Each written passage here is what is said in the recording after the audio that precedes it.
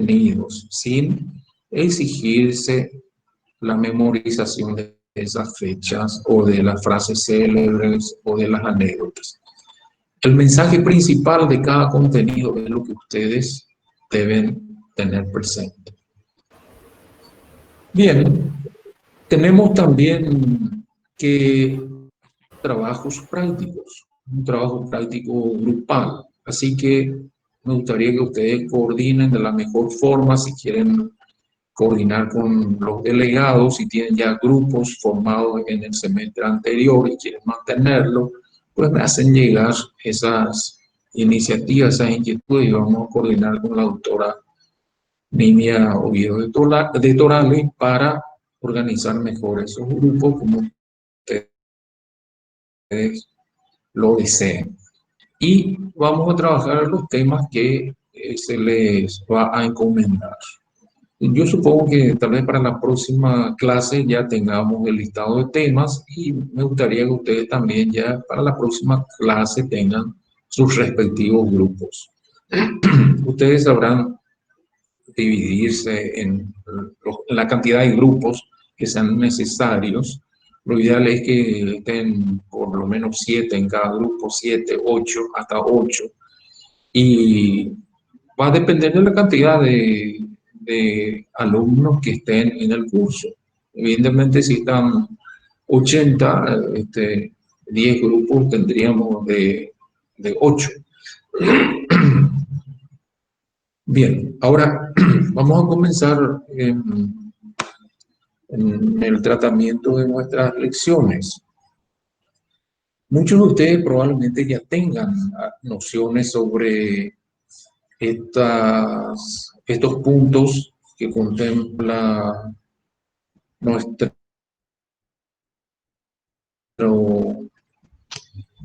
y así que les va a servir de mucho lo que ya estudiaron en el primer semestre en Historia del Paraguay. Nuestra primera lección,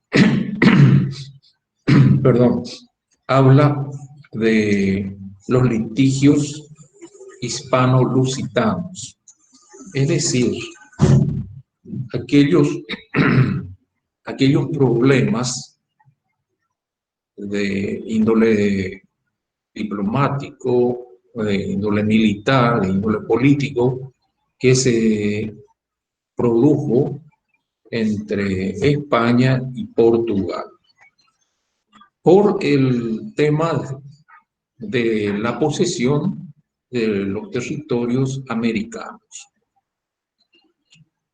Y tenemos que recordar que ni bien se produjo el descubrimiento de América por Cristóbal Colón, la corona española decidió legalizar la ocupación de estos nuevos territorios. En aquellos tiempos existía un antecedente de la autoridad que debía otorgar el título, nuevos territorios, y era el sumo pontífice. Portugal, ya en anteriores ocasiones similares para legalizar la ocupación y los descubrimientos que la corona portuguesa había tenido con anterioridad al descubrimiento de América en el área de las costas del África, había recurrido al sumo pontífice para tener un documento de propiedad sobre esos descubrimientos. Entonces España, dada esa experiencia, también hizo lo mismo. Envió diplomáticos a presentar la petición ante el sumo pontífice, que en ese momento era Alejandro VI, un papa de origen español. Este papa estudió los antecedentes de lo que se le presentó y estableció lo que quería España, que se le otorgue la titularidad sobre las tierras, islas y mares que acababa de descubrir Cristóbal Colón. El documento papal por el cual se le otorgó a España esa titularidad es conocido con el nombre de Bula Intercetera. En realidad, no fue una sola bula, pero a las cuatro documentaciones que dictó el Papa se les asigna el nombre de Intercetera. Al decir bula interchetera, en realidad nos estamos refiriendo al conjunto de documentos papales que establecieron los títulos sobre el territorio, las islas, los mares descubiertos por Cristóbal Colón. Ahora, concretamente, ¿qué decía la bula interchetera? Y decía que correspondía a España todas las tierras, islas y mares comprendidos o en de una línea imaginaria trazada de norte a sur y que estaba a 100 leguas de las islas de Cabo Verde. Es decir, al decir oeste estamos diciendo al occidente, y con eso se comprende todo el territorio americano. De ese modo, no quedaba absolutamente nada para ninguna potencia europea, diferente a la española. No es que el Papa estableció a favor de España una parte y a favor de Portugal otra o a favor de Francia otra. No, no. Lo que el Papa estableció es lo que le correspondía a España y no se pronunció sobre los intereses que podrían tener los demás países europeos. Posteriormente, como Portugal estaba desde hace tiempo ya en el tema de navegación y quería obtener más territorios, decidió entrar en negociaciones directas con España para lograr algo por lo menos de ese inmenso territorio que había sido descubierto.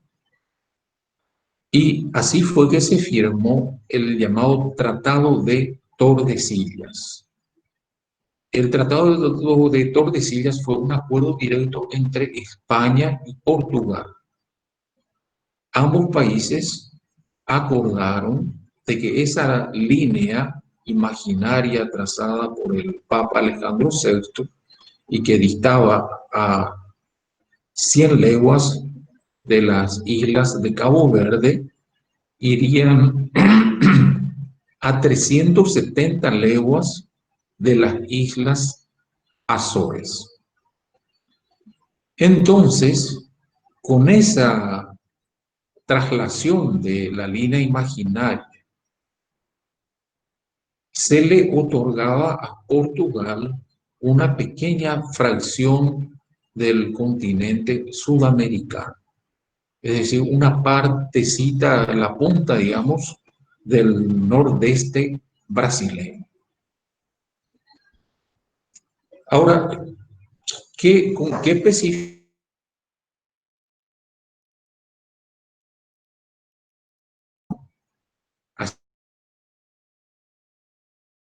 ese inmenso continente que anteriormente correspondía de acuerdo a la bula del Papa Alejandro VI?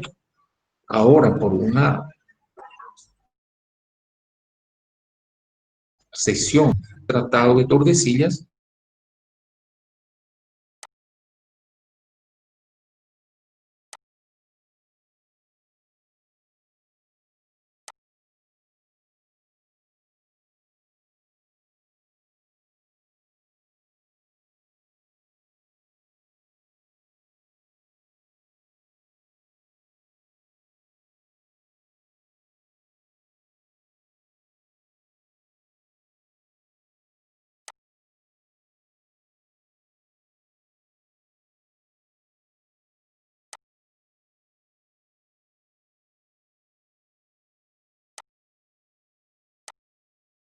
España. Y esos territorios fueron ocupados más intensamente y se envió ejército para asegurar la colonización española. En la costa atlántica de inmediato se pudo comprobar que no había yacimientos mineros, no había oro y plata, no había piedras preciosas. Entonces nos enviaron ejércitos al Río de la Plata, sino pequeños contingentes que estaban a la buena de Dios. Eso pudo apreciar de inmediato también Portugal, y entonces Portugal, desde el año 1500, comenzó a ocupar cada vez con más fuerza ese territorio que se le había asignado por el Tratado de Tordesillas. Y también realizó fundaciones que sirvieron de base para ir más allá de la línea de Tordesillas, es decir, introducirse ya en territorio español y en territorio controlado por el Paraguay. Esa fue la realidad de la colonización de las potencias de España y de Portugal. Ahora veamos qué pasa después que tuvimos esos acuerdos con el Papa y directamente con Portugal. Aquí nos habla nuestro programa ya de la expedición de Pedro de Mendoza.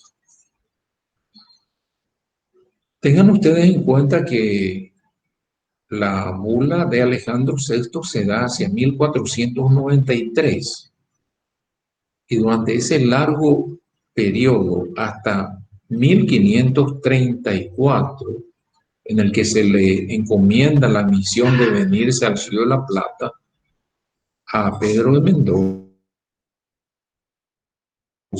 pasan 40 años prácticamente pasan desde que España tuvo la titularidad sobre los territorios americanos.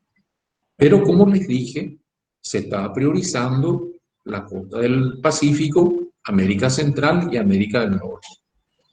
Y al último aparece el Río de la Plata, recién hacia 1534, en que se firma una capitulación con Pedro de Mendoza. Y se le otorgó a Pedro Mendoza autoridad para colonizar un amplio territorio, no solo lo que hoy conocemos como el Cono Sur, Argentina, Uruguay y Paraguay, sino un territorio amplísimo, amplísimo que se extendía, se puede decir, desde las proximidades del Amazonas hasta al sur de Buenos Aires y desde la línea de Tordesillas hasta la cordillera de los Andes, e inclusive una franja de territorio sobre la costa del Pacífico, un territorio que hoy corresponde a la República de Chile. Es decir, un territorio muy grande para una sola persona, Pedro de Mendoza. ¿Qué tenía que hacer Pedro de Mendoza? Pedro de Mendoza tenía que fundar por lo menos 3 fuertes en ese amplísimo territorio que se le había otorgado y encontrar el camino a la Sierra del Plata. En ese tiempo, España desconocía que la Sierra del Plata era lo mismo que ese inmenso territorio del altiplano en donde ya se había encontrado oro y plata hacía unos años. Pero para España no estaba claro todavía ese mensaje y por eso se pensó que la Sierra del Plata era otro territorio, algo diferente al territorio del altiplano. Y para conquistar esa Sierra del Plata es que apareció Pedro de Mendoza. Su objetivo, entonces, por un lado, fundar unos 3 fuertes aproximadamente, que sirvan de contención para el posible avance portugués y llegar a encontrar ese territorio en donde abundaba oro y plata según las expediciones anteriores de Pedro, perdón. Ahora, ¿qué pasó con la expedición de Pedro de Mendoza? Recordemos que la colonización española descansó sobre la empresa privada. El descubrimiento mismo de América se hizo sobre la empresa privada. No fue ese descubrimiento un emprendimiento sostenido, pagado, financiado por el gobierno español. Lo que se le entregó a Colón fue una autorización para navegar y Colón se tuvo que ocupar de lograr el financiamiento de la expedición que quería hacer. Y lo mismo ocurrió con las sucesivas expediciones y también en nuestro caso del Cono Sur, en el caso de Pedro de Mendoza, él obtuvo esa capitulación, esa autorización para venirse a América y la autorización de que le quedaría a él, a Pedro Mendoza, alrededor del 80% de los dineros, de las riquezas que tuviese en este territorio y el 20% debía aportar a la corona española. Los gastos de la expedición corrían a cargo de Pedro de Mendoza. Es decir, la empresa privada se ocupó de esta expedición. Y se vino Pedro de Mendoza, fundó, como bien sabemos, la primera Buenos Aires en 1536 y después de varias peripecias, los indígenas de la región de Buenos Aires eran hostiles a la presencia europea. Entonces, en busca de ese camino a la Sierra del Plata, fue que Mendoza encomendó a su segundo, el capitán Juan de Ayolas, a que explore el río Paraná y posteriormente el río Paraguay para obtener información sobre ese lugar donde abundaba oro y plata. Ayolas, bien sabemos, se vino para lo que hoy es nuestro país y se relacionó amigablemente con los guaraníes. Entonces ese mensaje llevó a Pedro de Mendoza, que había indígenas amistosos y que tenían mucha producción agrícola y pesquera en lo que hoy es el Paraguay. A raíz de esto fue que Mendoza decidió fortificar o fortalecer la expedición hacia el Paraguay y le encomendó nuevamente a Ayolas a que parta con más naves, con más hombres hacia territorio paraguayo. En esa oportunidad fue que Ayolas le trajo como segundo jefe a Domingo Martínez de Irala. Ahí aparecen entonces dos personas que tuvieron influencia en los destinos del Paraguay.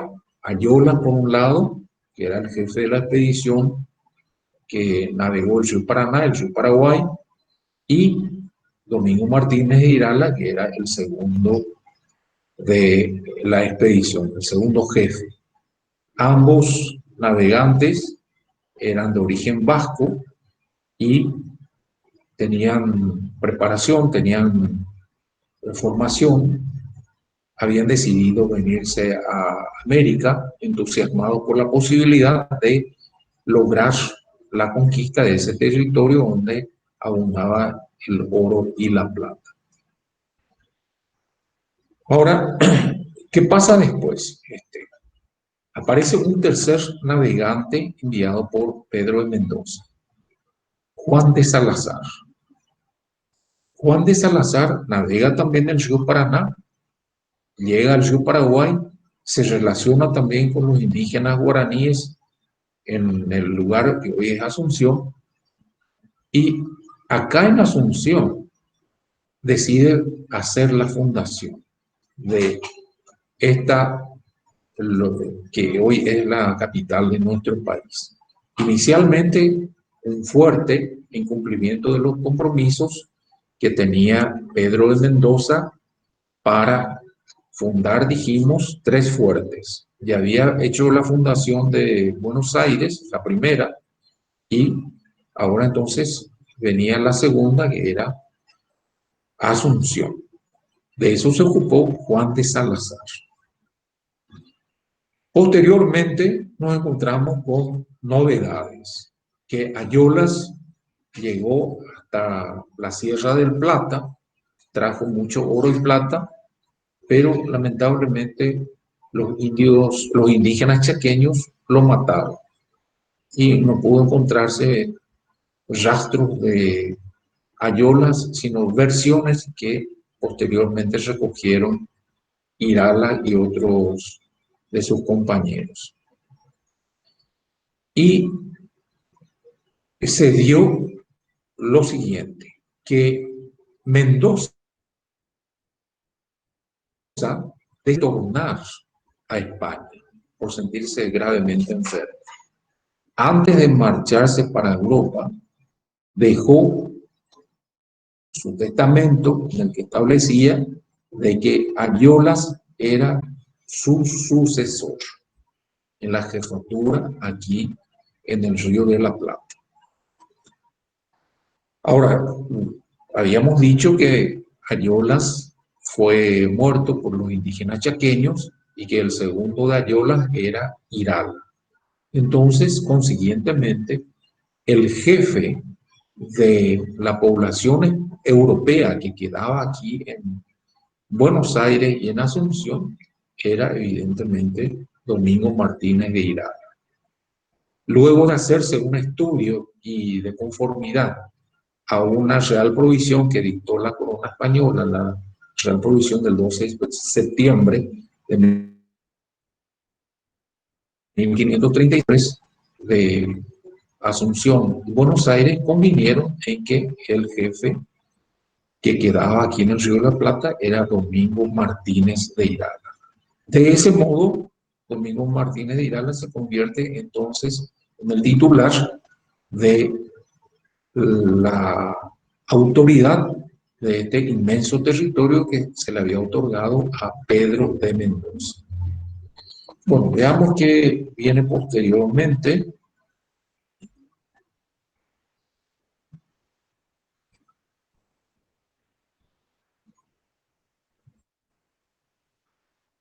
Acá nuestro programa ya habla de la penetración brasileña.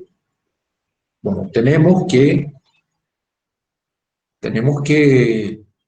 se fundó ya Asunción, se le reconoció a Irala como jefe, que apareció una real provisión del 12 de septiembre de 1537, un documento que tendría mucha importancia en los siguientes años para la colonia paraguaya.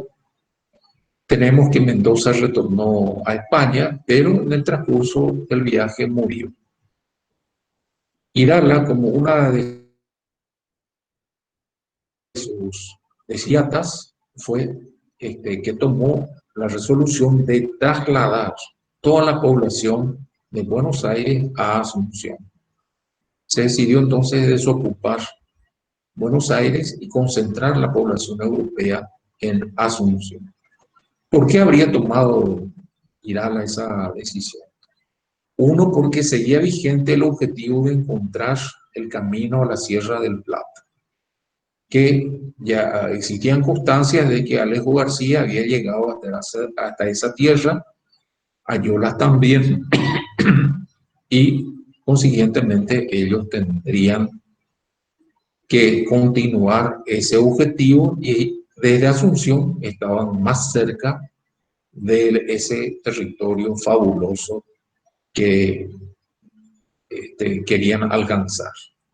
Y por otro lado, comprobaron que los pobladores indígenas de Asunción y de la región oriental del Paraguay eran amigables. Los guaraníes de la región oriental del Paraguay, acá de la zona de Asunción, eran amigables. Además, conocían ya la agricultura, tenían muchos productos agrícolas y podían sostener española en Paraguay. Los españoles podrían formar aquí una ciudad, podrían establecer una colonia porque había posibilidad de dedicarse a la agricultura, a la ganadería, a la industria. Entonces deciden fortalecer la presencia europea aquí en Asunción. Ahora, para hacer un pequeño paréntesis, unos 10, 15 minutos, vamos a hacer una síntesis de todo lo que hemos dicho. Vamos a tener un lapso de 10, 15 minutos con la asesora en línea que tenemos, que es mi hija, es la profesora Silvia Páez Monjes, que les va a proporcionar orientaciones también sobre cómo vamos a manejar nuestro relacionamiento a través de estas ayudas digitales. Entonces, tenemos que Asunción queda como capital de la colonia europea acá en el Río de la Plata, por una decisión de Domingo Martínez de Irala, nuestro primer gobernador del Río de la Plata y del Paraguay en particular. Tenemos también de que Domingo Martínez de Irala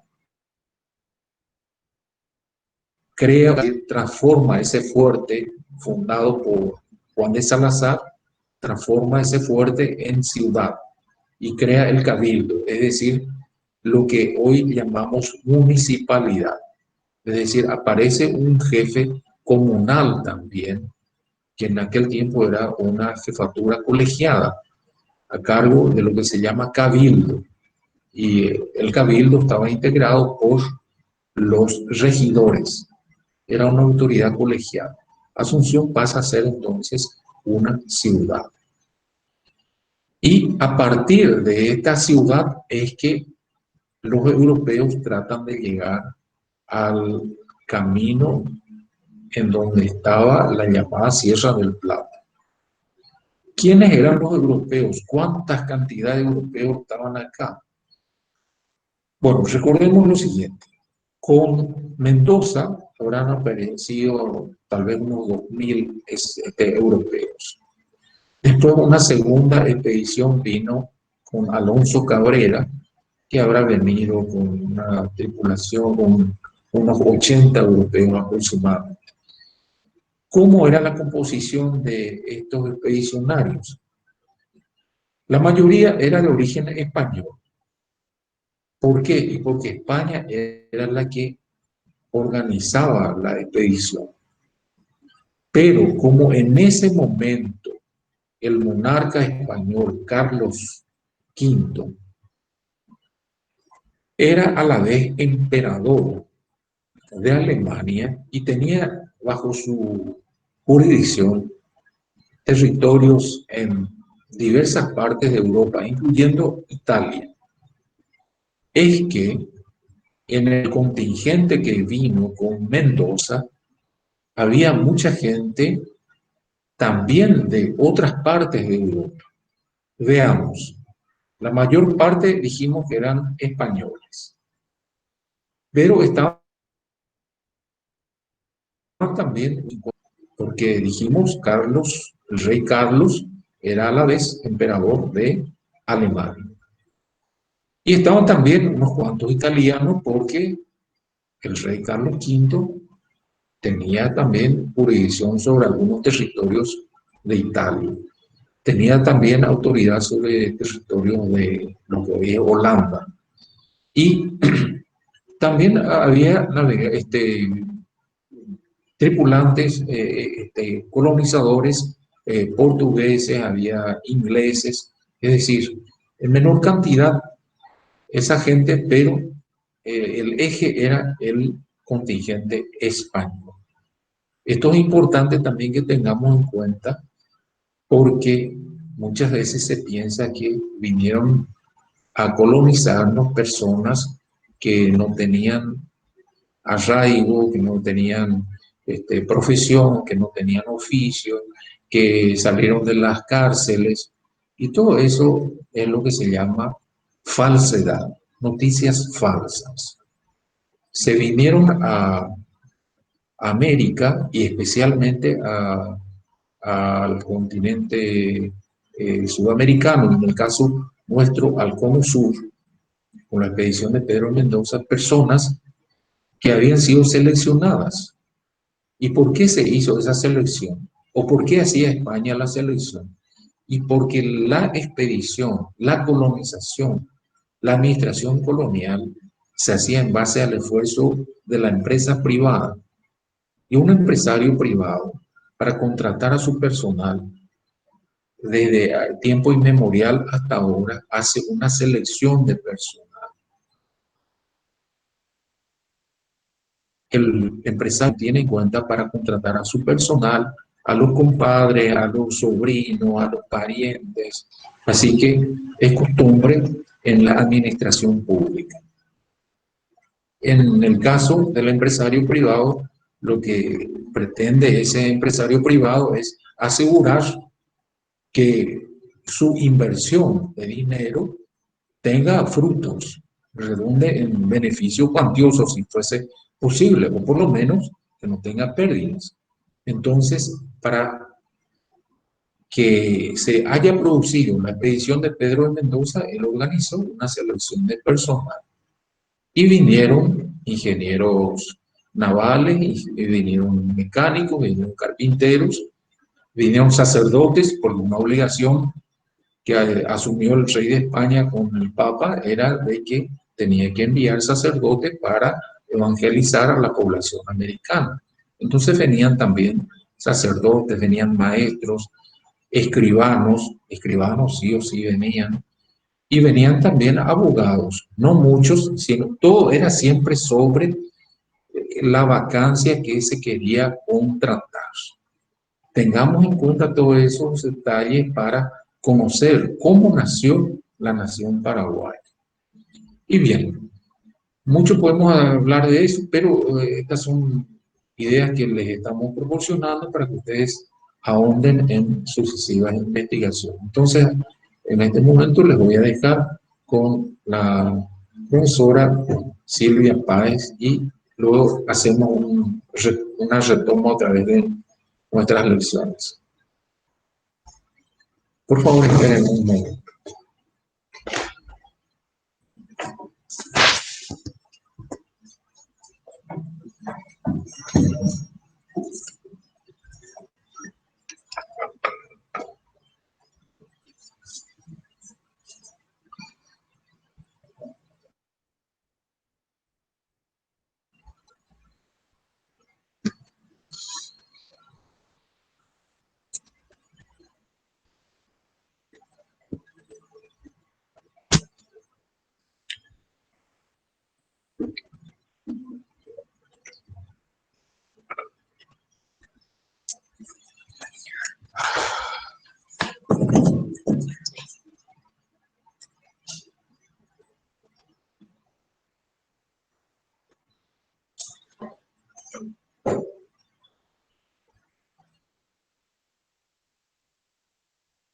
Buenas tardes, chicas. Buenas tardes, chicos. ¿Cómo están? Bueno, parece que... Hola, doctora. Genial. Ahí tengo... Hola, doctora. Bueno, fantástico.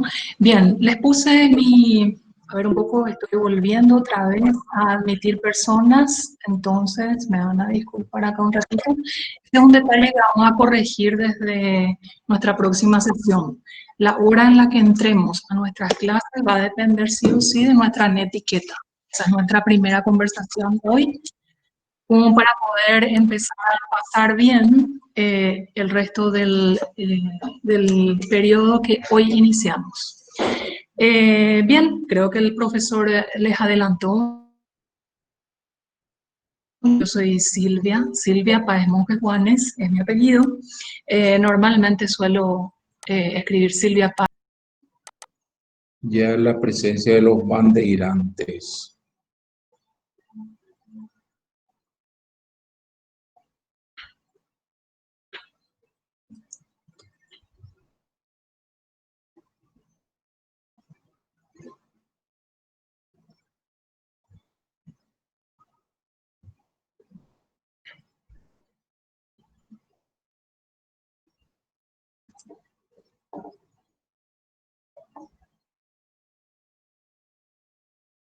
Habíamos mencionado que llegó a Brasil en 1500, en el nordeste, y al poco tiempo realizaron ya fundaciones en la costa atlántica.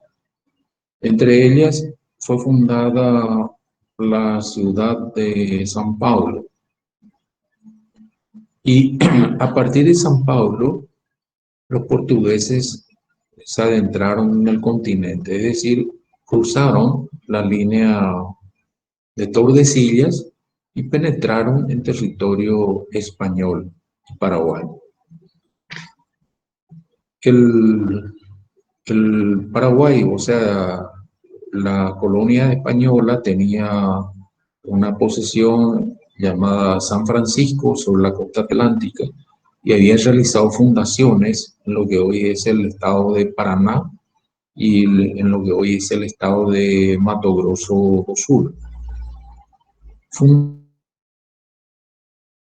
Fundaciones que eran pobladores civiles, no había ejército que respalde a esa población civil. En todo caso, estaban algunas personas ahí armadas porque el europeo que se vino al Río de la Plata había tenido la obligación de ser soldado a la vez. Pero una cosa es tener conocimiento del manejo del arma, pero otra cosa es tener un ejército que esté respaldando a la población civil. Y eso España no previó. Entonces, ante la presión portuguesa, fueron cayendo las poblaciones españolas, que habían sido fundadas desde Asunción. Una de ellas se resistió a desaparecer, fue la ciudad de Villarrica, que es conocida con el nombre de la ciudad viajera porque se había fundado en el estado de Paraná, que hoy es del Brasil, y ante la persecución, los ataques, las invasiones, los portugueses fue trasladándose hasta que llegó a la ocupación que actualmente tiene en la cordillera del Urubamba. Después de que estaba en la margen oriental del Paraná, se trasladó a la región oriental, digo occidental del Paraná. Entonces, Portugal fue creciendo a expensas de la debilidad española. Esa debilidad española se acentuó cuando España se hizo cargo del trono portugués. Aparentemente eso le venía bien a España, de que absorbió el territorio portugués, pero en la práctica fue perjudicial para los intereses del Río de la Plata, le hace Paraguay, Argentina, Uruguay, porque la administración colonial se mantuvo separada. Lo que eran antiguas posesiones portuguesas se administraron separadamente y lo que era administración colonial española también tuvo una cabeza diferente. Entonces, los responsables de la administración portuguesa seguían con sus planes de agrandar esa administración que había pertenecido a Portugal. Y por ese motivo, se puede decir que fue perjudicial para España y en particular para nosotros, de que se haya producido una unidad entre ambas coronas. Porque proviento de España con relación a Portugal. Y bien, entonces nos encontramos con esa situación de que los portugueses iban avanzando y conquistando ciudades que habían sido fundadas por paraguayos desde Asunción. Entre ellas dijimos que Villarrica es la que se salvó, al menos el conglomerado humano no quiso dispersarse y se refugió a orillas de la cordillera del Huituruz. En cuanto a las poblaciones guaraníes de esos territorios, muchas de esas poblaciones emigraron también hacia el sur, se negaron a permanecer bajo autoridad portuguesa y entonces emigraron hacia la cuenca del río Uruguay. Y ahí conformaron las poblaciones de lo que se conoce como misiones jesuíticas de la cuenca del río Uruguay, parte de la gran provincia jesuítica del Paraguay. Bien, ahora, ¿qué pasó después con esos territorios?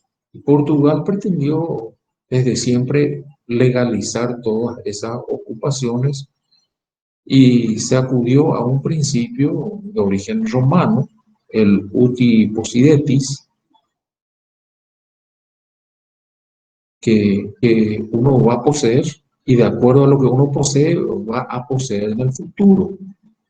Ese es el significado completo de la frase uti possidetis ita possideatis. Entonces, los portugueses estaban ocupando territorios, no tenían un título legal sobre esa ocupación, era un uti possidetis de facto, no era de iure, pero a la larga se tuvo que reconocer esa titularidad de Portugal sobre esos territorios que por la fuerza habían tomado. Por debilidad también de la corona española. Recordemos que España no tenía ejércitos de ocupación en el Río de la Plata. Entonces, estaba con que teníamos que pasar las de Caín porque los portugueses sí tenían su ejército invasor, conocido con el nombre de los bandeirantes. El término ese bandeirante era mala palabra durante la colonia española acá en el Río de la Plata. Pero por supuesto, el término bandeirante significa algo bueno en territorio brasileño. Quienes conocen la ciudad de San Paulo han de recordar que en el centro de San Paulo está un monumento gigantesco a los bandeirantes, porque gracias a esos bandeirantes, Portugal logró el territorio gigantesco que hoy es Brasil. A expensas, repito, de España y en particular de nosotros. Bueno, para legalizar todo eso, finalmente, Portugal logró algunos tratados que le beneficiaron tremendamente. Un tratado llamado de permuta le permitió apoderarse de 7 ciudades de origen jesuítico en la cuenca del río Uruguay, a cambio de una ciudad que se había fundado en territorio español, según los portugueses, en territorio portugués, pero que supuestamente iban a entregar a España a cambio de que España les entregue 7 ciudades pobladas por indígenas guaraníes y que estaban en las reducciones jesuíticas. Esa ciudad que entregaba Portugal era la colonia de Sacramento. Y las 7 ciudades guaraníes eran las que correspondían a misiones jesuíticas de la cuenca del Uruguay. Ahora, ¿qué pasó con los indígenas guaraníes? estos indígenas guaraníes se negaron a pasar bajo autoridad portuguesa porque desde antiguo habían estado en guerra con los bandeirantes. Entonces se desató lo que se llamó la guerra guaranítica, una guerra que duró 10 años y en la que finalmente España decidió anular ese tratado de permuta de ciudades guaraníes por una ciudad supuestamente importante como era Colonia. Entonces, las revoluciones guaraníes pasaron nuevamente bajo dominación española y ahí terminó la guerra. Pero recordemos lo grave de toda esta región. No teníamos ejército, o los soldados que teníamos eran escasos.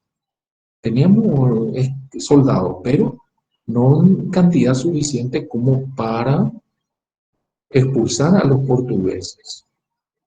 Entonces, los portugueses, a pesar de que tuvieron que devolver las 7 ciudades, finalmente se apoderaron de todo el territorio de Río Grande do Sul y llegaron hasta el río Paraná.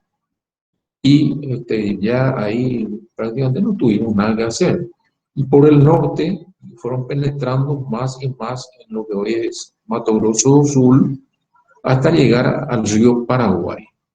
Es decir, para los días de nuestra independencia, 1811, teníamos a los portugueses ya en el Alto Paraguay, en lo que hoy es el territorio de Mato Grosso do Sul, y en el estado de Paraná hasta el río Paraná. Y en el sur ya los portugueses habían penetrado en el Río Grande do Sul. O sea, ya eran limítrofes con el Uruguay. Es decir, de esa forma entonces iba concluyendo la presencia española más allá del río Paraná y en el Alto Paraguay, en la región oriental del Alto Paraguay, también ya estaban los portugueses. Sobre esto ustedes pueden ampliar más conocimientos, más información en muchos libros que tenemos. Es un tema que poco se trata y que por lo general lo que se suele hacer es olvidar de que anteriormente teníamos una salida al mar yendo hasta la costa atlántica desde lo que hoy sería Ciudad del Este.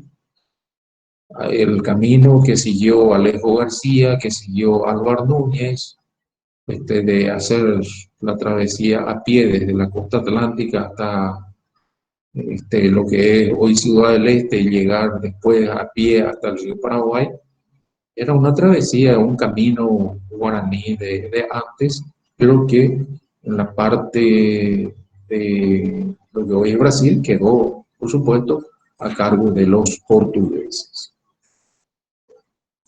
Bien, tenemos ahora Austral del Paraguay y Buenos Aires. Habíamos dicho que Domingo Martínez de Irala tomó como una decisión importantísima la de concentrar la población europea en Asunción. Pero más adelante, la autoridad española decidió que había que reflotar una presencia europea en lo que había sido Buenos Aires. Y así fue que Juan de Garay, con un grupo de españoles, tal vez 8 o 10 españoles, y la mayoría de hijos de españoles e indígenas guaraníes, fundaron la segunda Buenos Aires. El español que dirigió ese operativo fue Juan de Garay. Y la mayoría, como decimos, eran paraguayos, nacidos ya acá en Paraguay, que se ocuparon de la segunda Buenos Aires.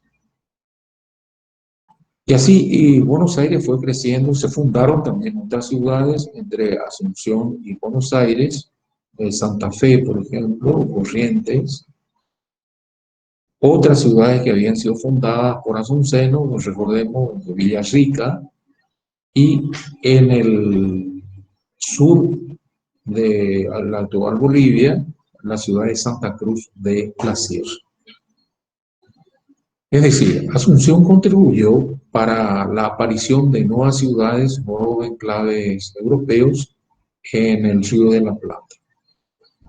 Se fundó con población paraguaya, con capital paraguayo, porque quienes fundaron Buenos Aires, por ejemplo, o las demás ciudades, llevaron sus bienes, ya marcharon definitivamente de Paraguay, ya no retornaron al Paraguay, entonces llevaron sus vacas, sus caballos, todo retiraron de Asunción, o sea, del Paraguay, y marcharon hacia sus nuevos destinos. Ahora, ¿qué pasaba después, perdón, después con los alemanes tenido? Habíamos hablado de Domingo Martínez de Irala, que fue nuestro primer gobernador. Mencionamos que él fundó el primer cabildo, o sea, la municipalidad de Asunción, pero después vinieron otros jefes que siguieron el trabajo de Domingo Martínez de Irala. Domingo Martínez de Irala fue quien estructuró la administración política del Paraguay colonial. Estableció lo que se requiere para organizar una ciudad, una provincia. Hay que establecer quiénes se van a ocupar de la agricultura, quiénes de la ganadería, quiénes de la industria, quiénes de la función pública. Y todo eso organizó Domingo Martínez de Irala. Fue una persona que gravitó grandemente en, en el Paraguay y se puede decir que él es el padre que fomentó también el mestizaje, es decir, la unión de europeos con indígenas guaraníes, con la mujer guaraní, no con la mujer chaqueña. La unión se produjo entre la mujer guaraní y el europeo, mayoritariamente español, dijimos.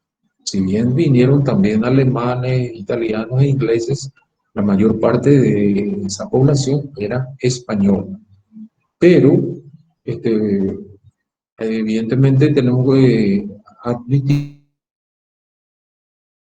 que hay zonas que hubiese sido bueno que vengan los alemanes o los ingleses, y entonces a ellos les decimos que vinieron también alemanes e ingleses, y entonces cada paraguayo es probable que tenga alguna gota de sangre alemana o inglesa, porque con Mendoza vinieron muchos españoles, también alemanes, también ingleses, también italianos. Entonces, tenemos una ensalada de sangre, digamos, en nuestras venas. Y tenemos que estar orgullosos de esa raíz que tenemos. Una raíz guaraní, un 50% de raíz guaraní, muy probablemente, y después de un abanico de sangre europea. Y últimamente, desde luego, desde el siglo XIX aparecieron también otros aportes de otros países.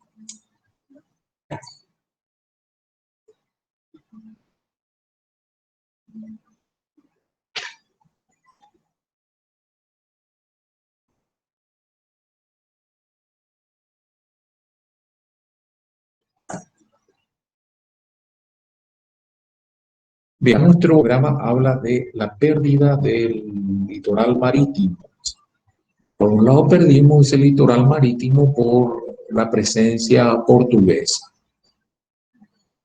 Y por otro lado, terminamos de perder todo eso porque no teníamos ejército. En ese sentido, yo hago una diferencia entre lo que se suele afirmar.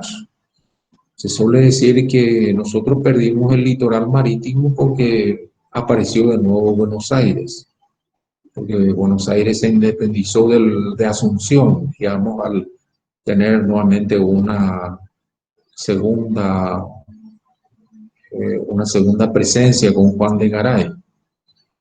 Pero en realidad nosotros perdimos el litoral marítimo por la presencia portuguesa, que después se haya fundado de nuevo Buenos Aires, que Buenos Aires nos haya despojado de esa presencia marítima. Ellos también tenían derecho a un futuro.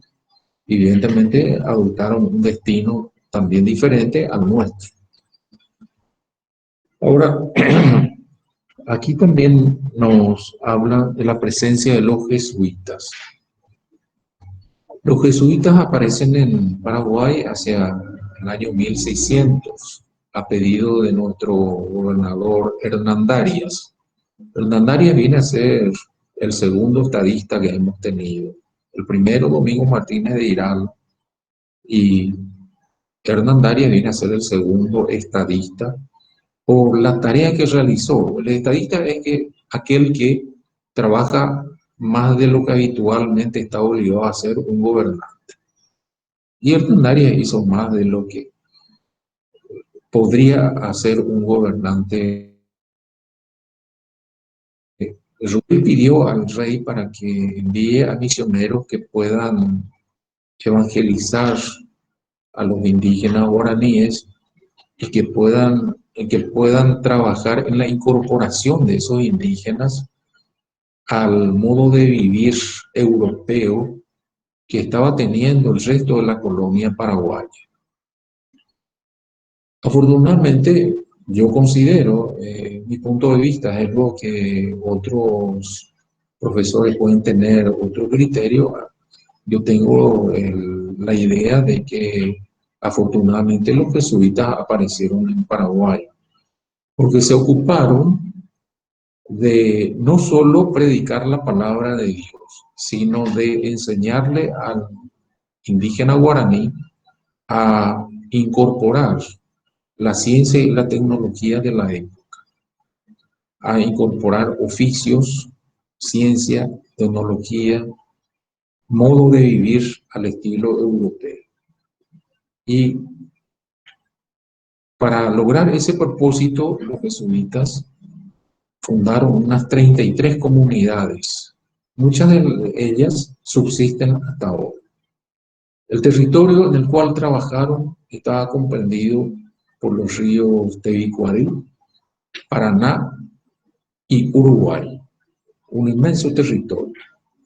30 comunidades se fundaron en ese territorio y 3 fuera de ese territorio, 3 en el norte, digamos, que son las ciudades de Belén, el primer departamento, San Estanislao, que está en el segundo departamento, y San Joaquín, que está en el quinto departamento. 3 comunidades fuera de ese espacio más importante que tenían los jesuitas. ¿Cómo se llamó a ese territorio? Provincia Jesuítica del Paraguay, o Paraguaria, habitado por indígenas guaraníes. Recordemos los límites: el río Tebicuarí, río Paraguay, río Paraná y el río Uruguay. Allí estaban 30 comunidades guaraníes. El idioma de esas comunidades, el guaraní. El indígena guaraní aprendió entonces oficios, aprendió ciencia, aprendió tecnología de aquella época y vivió al estilo europeo. Se incorporó a ese estilo de vida europeo. Aprendió oficios, aprendió profesiones. Dijimos todo esto de aprender oficios y profesiones porque están las pruebas, están las casas, los templos, los edificios construidos por el indio guaraní. En esas comunidades, el indígena también aprendió algo más de agricultura. El indígena guaraní ya conocía la agricultura, pero con los jesuitas incorporó nuevos rubros agrícolas, como por ejemplo la caña de azúcar. Incorporó también la ganadería. Entonces, el indígena guaraní tenía ganado vacuno, tenía ganado caballar, producía cuero, producía carne en cecina, le decían. En aquel tiempo no existían las laderas, entonces tenían que ingeniarse para mantener la carne por algún tiempo, por lo menos. Aprendió un montón de cosas, aprendió a procesar la hierba y a exportar la hierba. Las comunidades jesuíticas fueron un centro de progreso para muchísimos indígenas durante 250 años. Durante 150 años. Desde el año 1600 aproximadamente, al año 1750 aproximadamente, fecha en que los jesuitas se vieron obligados a abandonar los territorios españoles y portugueses. Entonces tenemos esa situación. Ahora, la presencia jesuítica molestó a muchos colonos. ¿Por qué? Y porque el indígena guaraní comenzó a producir carne, comenzó a producir cuero, comenzó a producir yerba mate, comenzó a producir tabaco, y eso era vendido en el mundo exterior, en el mercado internacional, para adquirir aquellos bienes que no se podían producir aquí en Paraguay. Y el producto de las misiones jesuíticas era más barato que el producto del resto del país. ¿Por qué? Porque los jesuitas y los indígenas guaraníes no pretendían tener un lucro excesivo en la producción, ya sea agrícola, ganadera o industrial, sino ganar lo suficiente como para que el producto sea competitivo. Eso es algo que desde luego tenemos que saber si es que vamos a producir algo, ya sea que produzcamos bienes o que realicemos servicios. Lo que queremos vender tiene que ser competitivo en este mundo que es competitivo desde siempre. Y bueno, el indígena guaraní y el jesuita conocían esas reglas y entonces tenían un producto competitivo. Y eso molestaba al resto de los colonos que quería que el producto sea caro también para que el producto paraguayo en general sea a tener que bajar de precio en el mercado internacional. A ese juego no se prestaron los jesuitas, entonces había una oposición de algunos productores del Paraguay a la presencia jesuítica en territorio paraguayo. Y eso finalmente se terminó cuando España decidió expulsar de los territorios españoles y portugueses a los jesuitas. ¿Qué pasó con ellos? Con los sacerdotes jesuitas y tuvieron que emigrar a países en donde se les recibió porque eran una mano de obra muy calificada y en donde fueron recibidos, trabajaron muy bien y fueron admirados como fueron admirados aquí por los colonos, por los indígenas guaraníes. Acá la gran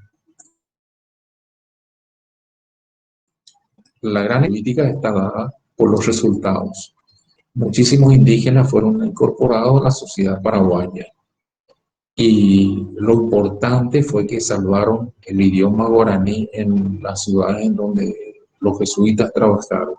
De hecho, el primer diccionario y la primera gramática en guaraní fue producida en las misiones jesuíticas y la primera imprenta del Río de la Plata fue instalada en una ciudad jesuítica y manejada y administrada por indígenas guaraníes. Y acá se imprimieron libros, inclusive de producción de los indígenas guaraníes.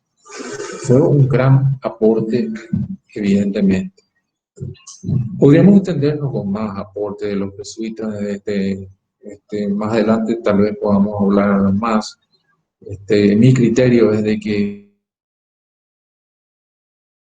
la presencia de Jesús moldeó también en algo al ser nacional paraguayo, contribuyó para que tengamos los criterios que tenemos, para que tengamos un idioma que está vivo todavía y que Dios quiera que se fortalezca más todavía como es el idioma guaraní. Ahora, ¿qué pasa después? Después tenemos la Revolución Comunera. Algunos tendrán ya bastante conocimiento sobre la Revolución Comunera porque es un capítulo que se dio en el primer semestre. La Revolución Comunera de Paraguay se produce en 1717 y dura 18 años, de 1717 a 1735. Fue una guerra civil que ensangrentó a la familia paraguaya. Por un lado, un grupo de paraguayos estaban a favor del ideal comunero y otro grupo estaba en contra. ¿Qué decían los comuneros? ¿Qué sostenían? Los comuneros básicamente decían que la voz del común es superior a la del mismo rey. ¿Qué significaba común en aquel tiempo? La mayoría. En ese tiempo se decía, vamos a consultarle al común. Y eso significaba que se llevaba a votación de la reunión o del cabildo, del cabildo abierto, por ejemplo. Eso significaba que se le reunía a toda la población y se escuchaba qué decía la mayoría o en el término de aquel tiempo, qué decía el común. Se llevaba a votación. Ese concepto de llevar a votación era revolucionario para la época, porque en aquel tiempo, en los territorios españoles y portugueses, lo que decía el rey era la última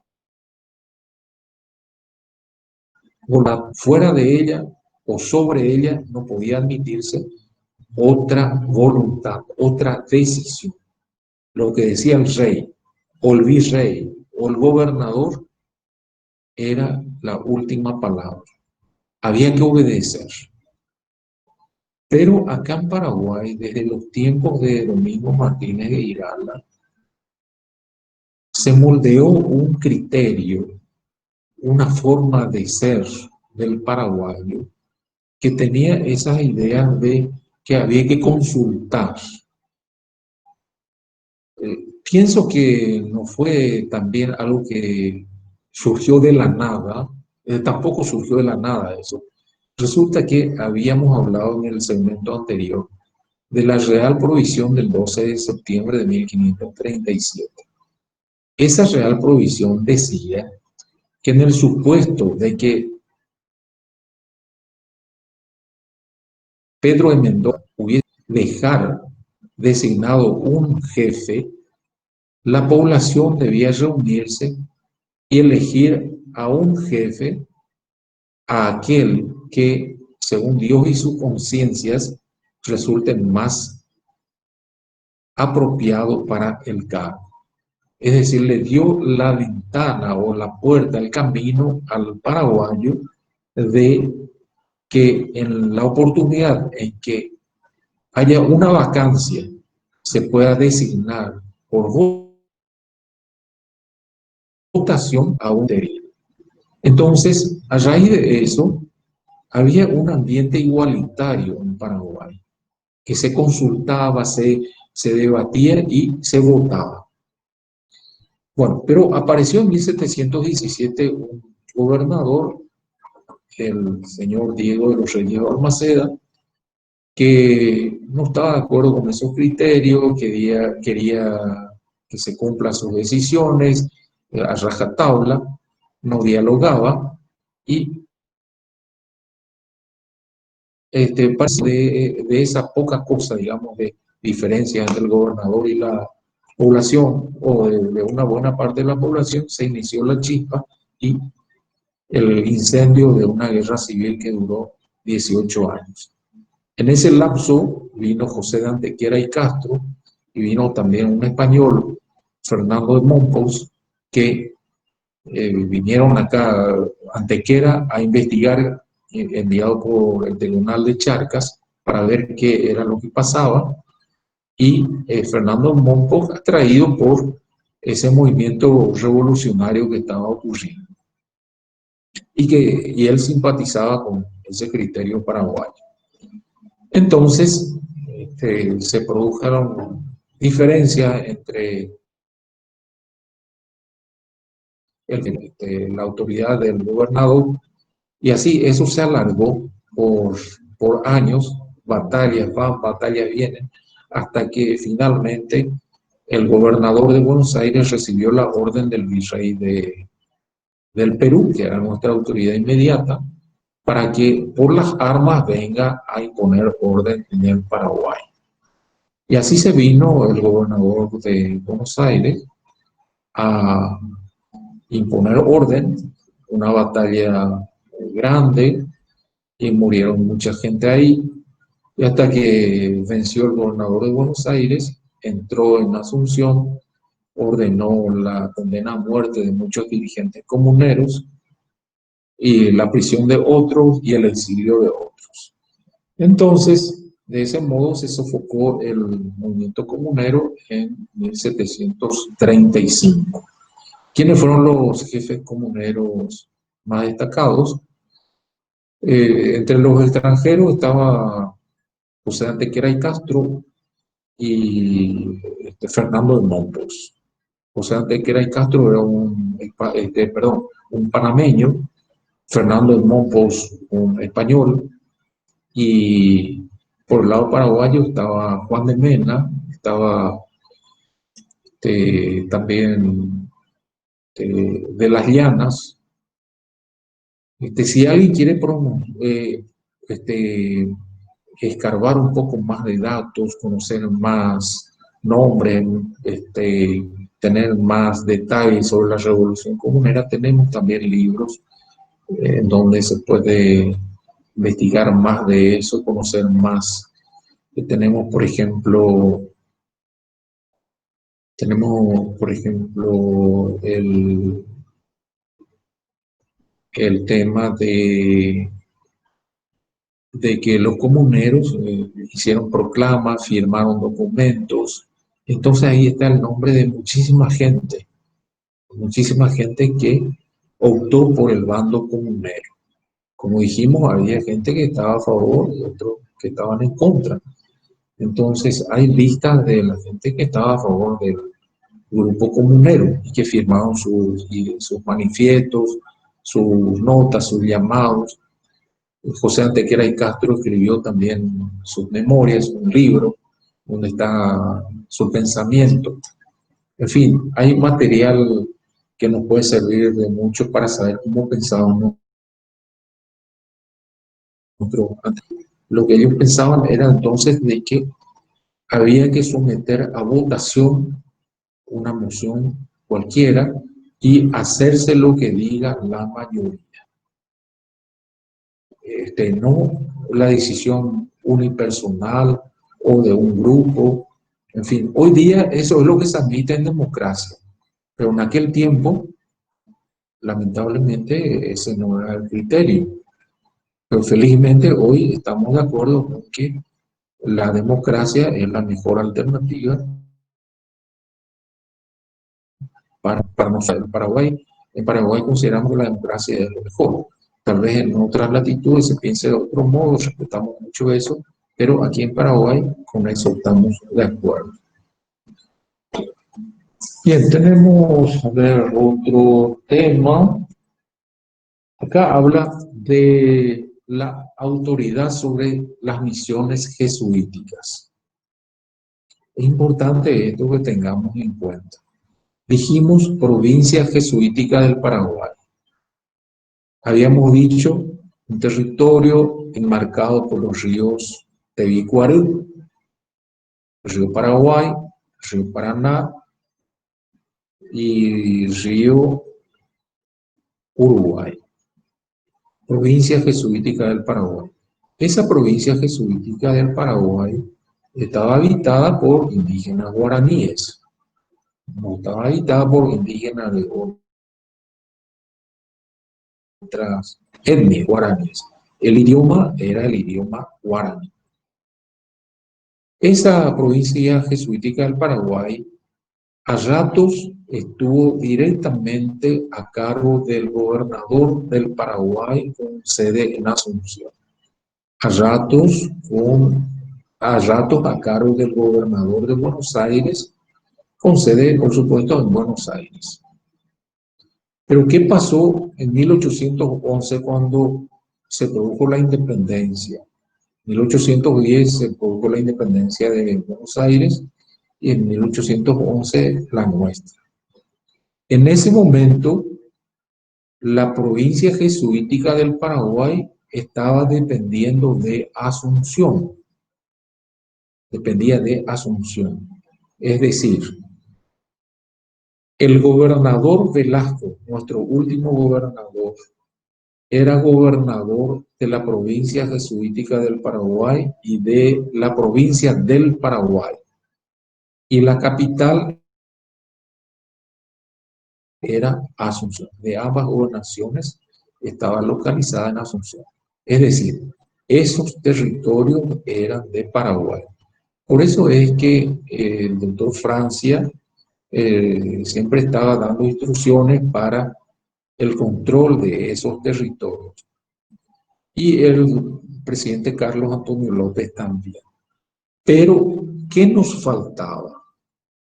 Había algo que nos faltaba y que tenemos que identificar y que es válido siempre. Y es que la población civil tiene que tener un respaldo, una seguridad pública. Si fuese posible, tiene que estar las Fuerzas Armadas ahí, o por lo menos las fuerzas policiales. De lo contrario, parece que no se respeta. El ser humano es así. Y lamentablemente nunca tuvimos ejército. En la época de los jesuitas, el rey de España solucionó ese problema de que los pueblos jesuíticos no tenían soldados y le autorizó a los sacerdotes jesuitas a que le enseñen cómo pelear militarmente de acuerdo a las reglas militares europeas. Es decir, se le dio instrucción militar al indígena guaraní de las reducciones jesuíticas. Pero una vez que se produjo la independencia, alguien que se esté ocupando de esos soldados guaraníes de cada reducción. Y entonces, ¿qué hacer? El gobierno tenía que proveer de un ejército, de una policía, y no se hizo. Entonces, a la buena de Dios estaban esas comunidades que teóricamente eran de Paraguay o dependían de Asunción.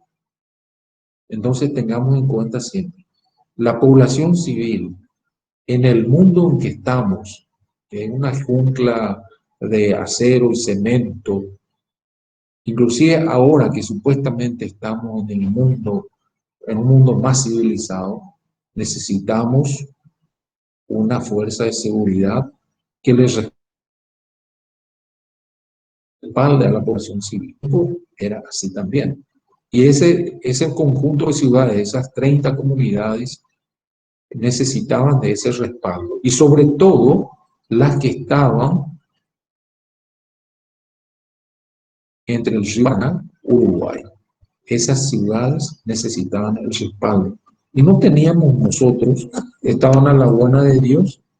Entonces, pasó lo que tenía que pasar.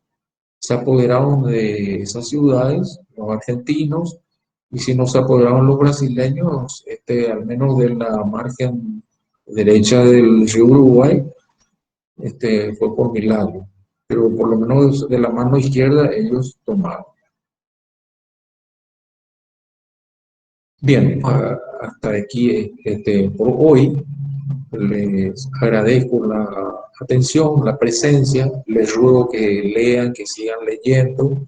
Tenemos el grado de compromiso de estar en la Universidad Nacional de Asunción. Entonces, ustedes tienen que ser los mejores y no pierdan tiempo, por favor. Lean ya, sigan leyendo, sigan estudiando y nos encontramos, Dios mediante, por venidero. Que vayan con Dios, estimadas compañeras, estimados compañeros. Paso un momentito con el profesor en línea nuevamente. Dale. Hasta la próxima.